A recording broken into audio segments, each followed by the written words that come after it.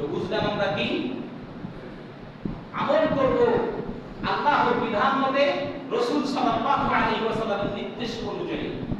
এটা হলে হবে, নচেত হবে না। আজকে আপনাকে একটা एग्जांपल দিচ্ছি। আপনার ভাই, আপনার নিজের ভাই, রক্তের বাঁধন শুধু কি এই জমানায় আছে?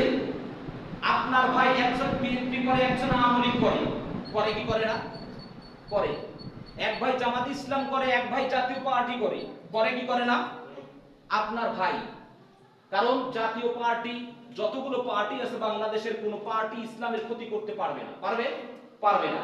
ইসলামের আলোচনা তারা কখনো করে না।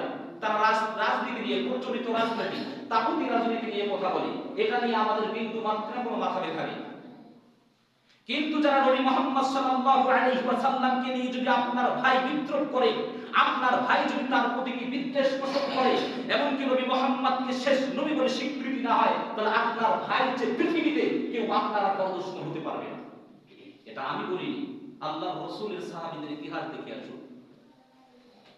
আল্লাহর নবী সাল্লাল্লাহু আলাইহি ওয়াসাল্লামকে সবচাইতে যিনি লালন পালন করেছেন, সবচাইতে যিনি ছায়া দিয়েছেন, সবচাইতে যেই ব্যক্তিটা আল্লাহর রাসূলকে সাহায্য করেছেন, বিপদে আপদে প্রত্যেকটা স্তরে তিনি সাহায্য করেছেন, তিনি হলেন, কে বলতে পারেন? আল্লাহর রাসূল সাল্লাল্লাহু আলাইহি ওয়াসাল্লামের প্রিয় চাচা আবু তালিব। তো আল্লাহ রাসূল সাল্লাল্লাহু আলাইহি ওয়াসাল্লাম আবু তালিবের মৃত্যুর সময় বলতেছেন, চাচা আপনি বলুন লা ইলাহা ইল্লাল্লাহ ওয়া আন্না মুহাম্মাদুর রাসূলুল্লাহ। আবু তালিব বলে, ভাতিজা যদি আমি এটা পড়ি, আমার সমাজের মানুষ বলবে যে আবু তালিব তার ভাতিজার ধর্ম গ্রহণ করেছে। আবু তালিব এতদিন ভালো ছিল, আজকে আমাদের মাঝে নিকৃষ্ট ব্যক্তি হলো, এটাই বলবে। অতএব ভাতিজা আমি করলাম না।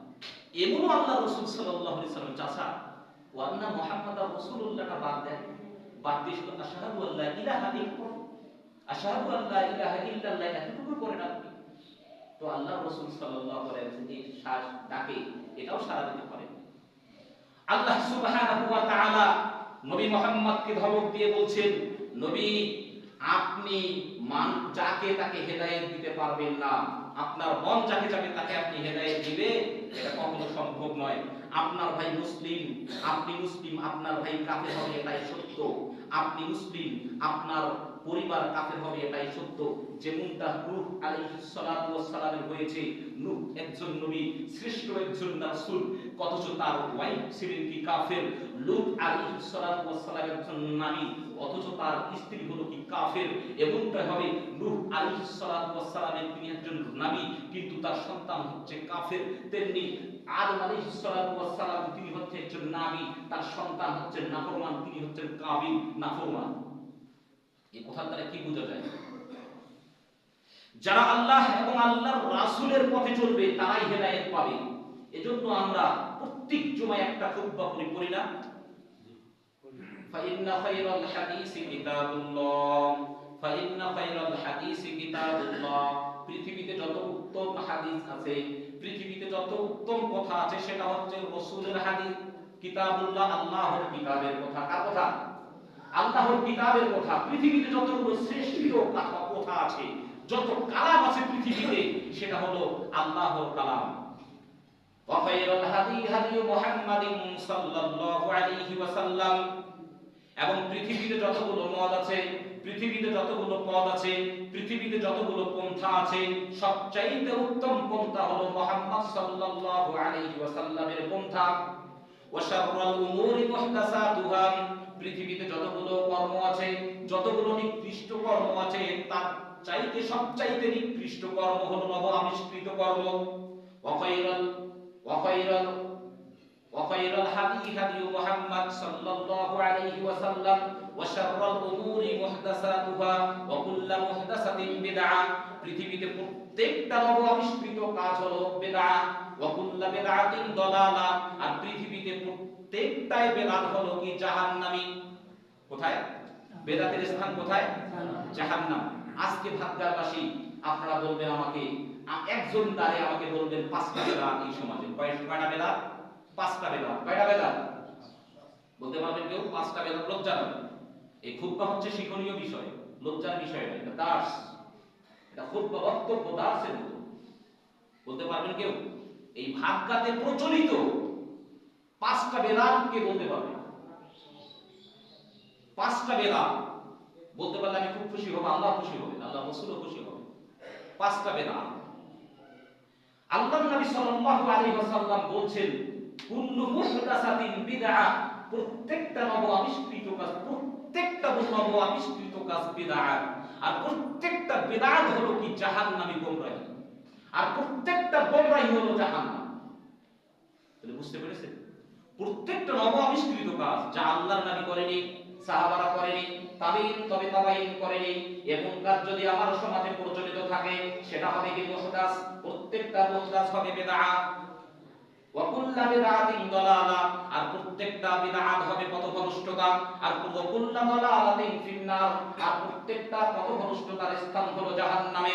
আপনি যতই টুপি মাথায় দেন না কেন, যতই বড় দাড়ি রাখেন না কেন, কাল কিয়ামতের মাঠে আপনি কোনো ছাড় পাবেন না। আল্লাহর রাসূল সাল্লাল্লাহু আলাইহি ওয়াসাল্লাম যখন আপনাকে হাউজে কাউসার পানি পান করাতে যাবে, তখন ফেরেশতা এসে বাধা দিবেন, ইয়া নবী আল্লাহ, আপনি জেনে রাখুন এই ব্যক্তি আপনার আনুগত্য করেনি, এ আপনার উম্মত নয়। আল্লাহর নবী জোর গলায় বলবে, না, সে আমার উম্মত। দেখো না তার মাথার মধ্যে, তার কপালের মধ্যে পরা রয়েছে, দেখো না তার হাতের মধ্যে উজুর চিহ্ন রয়েছে, দেখো না তার পায়ের মধ্যে উজুর চিহ্ন রয়েছে। ফেরেশতা বলবেন, ইয়া নবী, আপনি মারা যাবার পরে এই ব্যক্তি নামাজ পড়েছে ঠিকই, এই ব্যক্তি যাকাত প্রদান করেছে ঠিকই, এই ব্যক্তি হজ করেছে ঠিকই, এই ব্যক্তি উমরা করেছে ঠিকই, এই ব্যক্তি মাদ্রাসা নির্মাণ করেছে ঠিকই, এই ব্যক্তি মানুষকে দান করেছে ঠিকই, কিন্তু এই ব্যক্তি বেদাত ছাড়েনি। আপনার পরে এই ব্যক্তি বেদাত করেছে। আল্লাহর নবী যখন এই কথা শুনবে, আল্লাহর নবী খেপে যাবে।